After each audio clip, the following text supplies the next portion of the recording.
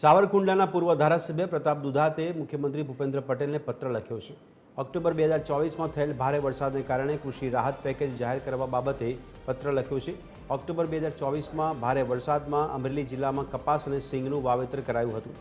પત્રમાં પ્રતાપ દુધાતે કહ્યું કે જિલ્લામાં નુકસાનીનો સર્વેમાં માત્ર કપાસનો ઉલ્લેખ કરી અને તેમની દરકાર કરવામાં આવેલી, જે અન્વયે કૃષિ રાહત પેકેજ કપાસ માટે જાહેર કરે તે તદ્દન અમરેલી જિલ્લાને અન્યાય કરતા છે।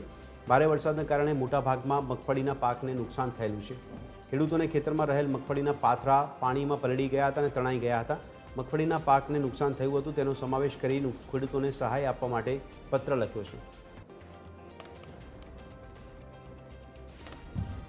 2024ની અંદર આ વિસ્તારની અંદર ફક્ત કપાસનું વાવેતર નહીં પણ અન્ય પણ પાકોના વાવેતર હતા। તલ, સિંગ, કઠોળ અને બધા જ એરડાથી લઈને વાવેતરોને નુકસાન થયું હતું। તો ફક્ત કપાસનું નુકસાન થયું એવું આપ ગતકડું કરી અને જે મલમ લગાડવાનું કામ કર્યું છે, સિંગના પાથરા ખેતરોમાં તણાના હોય એના વિડીયા, એના ફૂટેજ અમારા આંદોલનો મારફત જે અમે આવેદનો આપ્યા એની અંદર પણ અમે એનો ઉલ્લેખ કર્યો હતો।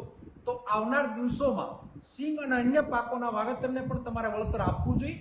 અને તમે જે વાત કરી 2024ના પેકેજની કપાસની, તો કોઈ પણ જગ્યાએ સર્વે થયું નથી। તો ક્યાં આધારે કઈ રીતના પેકેજની મારફત ખેડૂતોને વળતર આપવા માંગો છો?